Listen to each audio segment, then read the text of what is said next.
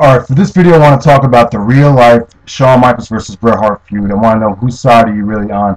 This is not necessarily going to be about the Montreal Screwjob. The Montreal Screwjob, in my opinion, was just a small part of everything that transpired. There's a lot more to it than the Montreal Screwjob. Basically, we have two guys that were friends that became very jealous of one another, and we got an explosion towards the end. So this is what happened. This is really a very important feud.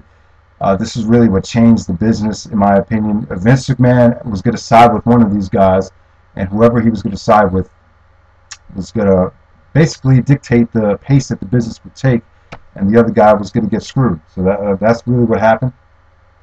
And I'm just going to give my opinion on it. I'm going to run down some of the stuff that I believe is actual facts about this real life feud. Now, the Bret Hart and Shawn Michaels feud, I think the seeds were planted back in 1990. I think they had a tag match, Saturday Night's Main Event. The Rockers versus the Hart Foundation, where the Rockers actually won the tag titles, but because the rope broke, they didn't air it on TV, so they reversed the decision. I think Shawn was actually pissed off about that, so that's when the seeds were planted. And then Survivor Series, or not Survivor Series, SummerSlam '92, you know, Bret Hart versus British Bulldog.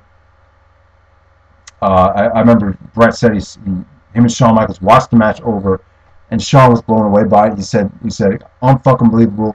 You're the best in the world." So there was a time when where Shawn would actually suck up to Bret, so to speak, or Shawn and Bret were on pretty good terms, and Shawn would he actually said at Survivor Series '93, Bret was having some problems with his brother wouldn't listen to him, so Shawn stepped in and said, "If my brother was the world champion and the best in the world, I think I fucking listened to him." So, the bottom line is Shawn and Bret were friends at first, and then eventually, Shawn actually wanted Bret to join the Clique around '94, '95, and Bret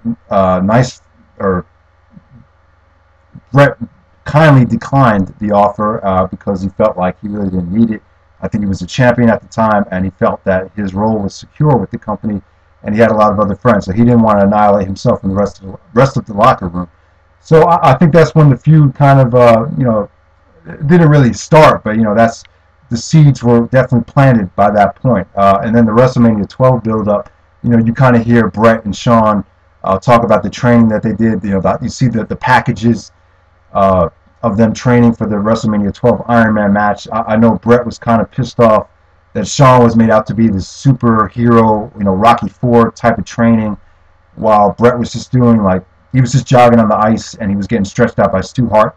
So basically, Bret was pissed off about that, and Bret didn't have a problem dropping the belt to Shawn at WrestleMania 12. The problems really escalated after the match when Shawn Michaels said to Earl Hebner, he said, "Tell Bret to get the fuck out of the ring. This is my moment." So I think that's when Bret started to feel like Shawn was changing, and at the same time, Shawn actually felt that Bret was being a baby, that Bret was a crybaby over over the way he dropped the belt. Because I don't know. I think Shawn actually got the feeling that Bret really didn't want to lose that belt. So and Bret was very stiff with Shawn in that match. So I think the tension definitely was there. And then when Bret Hart took the whole summer off and then he came back to Survivor Series, I think the tension escalated to another level. Shawn would kind of say things behind Bret's back. He would talk about how the ratings are up now, and then Bret would disagree with that. He would point out that no, the ratings really aren't better, and that the house show attendance is worse. So they were kind of going back and forth between that. And then things got pretty bad when Shawn supposedly didn't want to drop the belt to Bret at WrestleMania 13. The original plan was for Bret to get the belt back and then drop it to Shawn down the road. But however, Shawn didn't want to do that. Shawn wanted a longer title reign. So the word is that Shawn kind of faked the knee injury. I'm not sure how true that is. But definitely, you could definitely see that the tension was starting. And then when Bret turned heel, he was doing the Canadian thing, and during that time when Bret was injured away from TV for a couple weeks, Shawn would actually get on the mic and spread rumors about how Bret and Sonny were having an affair, and Shawn would just do these asshole things to Bret that Bret really felt disrespected by.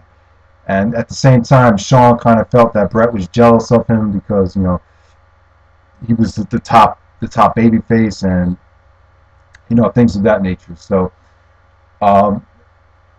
and then I think they had like a backstage brawl during the summer of '97. So yeah, things really got pretty bad at that point. Then on top of that, Bret Hart was disgusted in the direction that Shawn Michaels was going with his character. He was pissed off that they turned him heel because Bret felt that he should have been the top heel. That, you know, that Shawn kind of scooped his heat, so to speak. So yeah, there's just a lot of things that were happening, and then obviously Bret was pissed off that Shawn was doing the raunchy stuff with the suck it thing and the DX thing. So yeah, there's just, you know, that played a big part of it as well. So, you know, and then it got down to the point where Shawn was actually very jealous that Shawn was actually jealous that Bret Hart had the big contract. I think he had like a 20-year, $20 million contract. So Shawn was pissed off about that. I think Shawn actually went up to Vince and told him that, you know, that he really wasn't worth the money. And then eventually he brainwashed Vince into thinking that, you know, he really didn't need Bret anymore. And then on the flip side, Shawn thought Bret Hart was very, very jealous of him at the time as well. So, you know,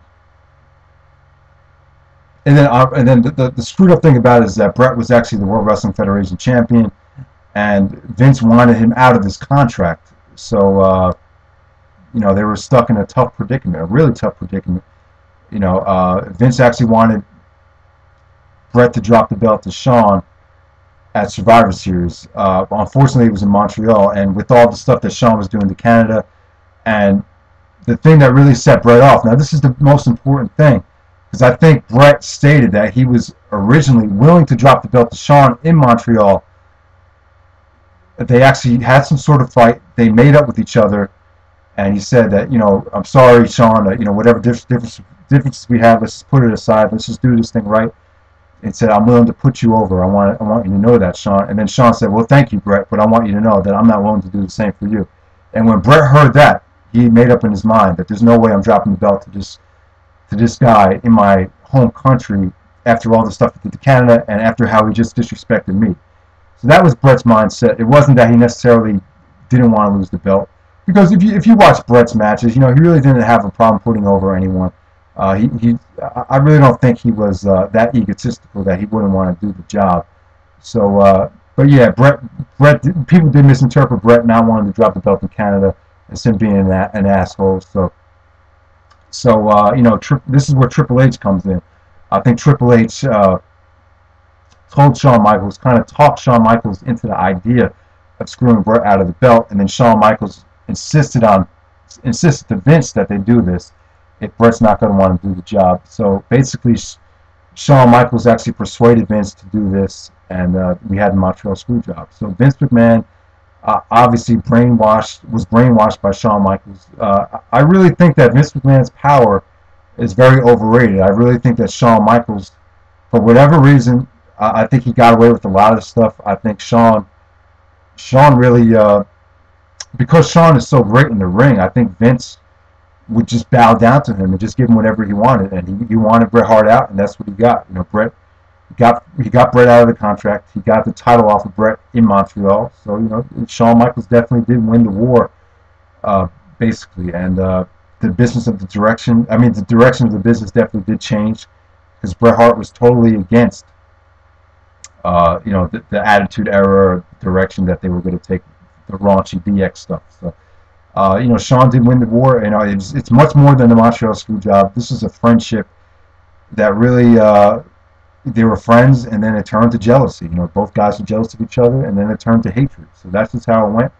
Running out of time, but just wanted to give my thoughts about this real-life feud. I just still find it very interesting, and definitely the business did change because of this real-life feud. So let me know whose side are you on. You on Bret Hart's side, or you on Shawn Michaels' side? Now remember, think about all the facts. Think about who's right, who's wrong. I love both guys. I think both guys are two of the best performers in history of the business, and that's pretty much it. All right.